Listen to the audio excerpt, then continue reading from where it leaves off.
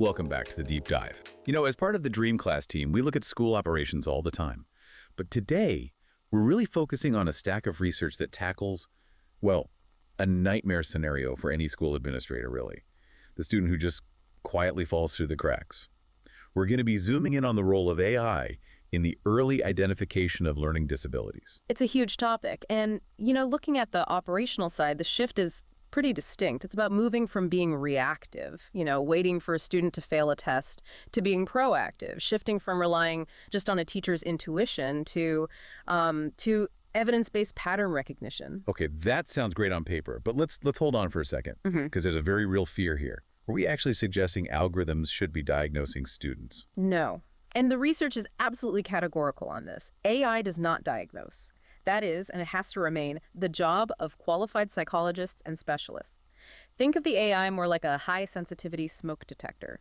Right, okay. So it doesn't tell you what's burning or how to put it out. It just signals that there's smoke somewhere a human maybe hasn't looked yet. Exactly. It just surfaces those early warning signs. Because, let's be honest, tracking subtle trends across 30 students in a busy classroom, that's incredibly difficult for even the very best teacher. So let's get a bit more technical then. What are these subtle trends? What is the AI seeing that a teacher might miss day to day? It's really all about the longitudinal patterns. So in literacy, for example, a teacher hears a child read today. The AI, however, it compares today's reading fluency and decoding accuracy against, say, the last 6 weeks of data. It can spot if a student is consistently stalling on specific phonetic patterns. So it separates a bad day from a more structural issue. Precisely. And in math, it can distinguish between a simple calculation error, a mistake, and a stalled progression in something deeper, like number sense. But the really sophisticated tools, they go even further. They look for what you might call hidden signals, things outside of test scores. You mean like behavioral data? Things like sudden drops in task completion rates or changes in how much time they're spending on a task. Even erratic attendance. These are often the precursors to academic drop-off. And this is where the overall school architecture really matters, right?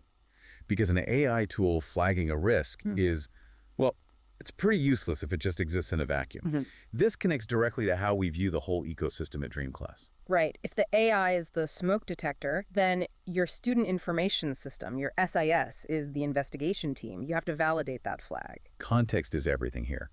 The AI might say engagement is down, but the SIS DreamClass, in this case, shows you that the student's been late 3 times this week and their parents maybe haven't opened the last 2 emails. Exactly. You're cross-referencing that AI alert with grades, attendance, communication logs. You're trying to figure out if this is a potential learning disability or maybe an environmental issue at home. But this brings us to the big implementation hurdle. Which is always the admin burden. I mean, if this requires a separate login and 3 hours of data entry, it's just dead on arrival. 100%. The biggest implementation failure we see is when it adds friction. These tools have to integrate into daily workflows, into the gradebook, the LMS. If it feels like extra paperwork, the data just won't get collected. Okay, so let's tackle the misconceptions. We've hit the AI diagnoses myth. What else do school administrators sometimes get wrong? The belief that more data equals better decisions. That feels counterintuitive. We usually think we want more data. Well, we want actionable insights, not just a mountain of raw data. A common trap is thinking the tool itself solves the problem. It doesn't. It's there to support instructional responsiveness. You still need human professional judgment to interpret that data and then design an intervention. And that intervention needs to be tracked somewhere. I know within DreamClass, we really emphasize that unlimited custom fields feature for this exact reason. It's actually critical for this specific workflow. Once you identify that risk and you decide on an intervention, let's say extra time on tests or seated near the front, you need a place to record that. And it needs to live right next to the grades and attendance. So you aren't digging through some dusty file cabinet or a separate spreadsheet to remember why a student's math score is fluctuating. It streamlines the entire support strategy. The academic record and the intervention record are right there in the same view. So if we were to distill all this down for the school leaders listening, what's the winning formula? I'd say it's a tripod. You need AI for sensitive detection, a centralized system like DreamClass for context, and strong human oversight for the actual decision-making. So use the machine to find the pattern, but use the human to understand the child.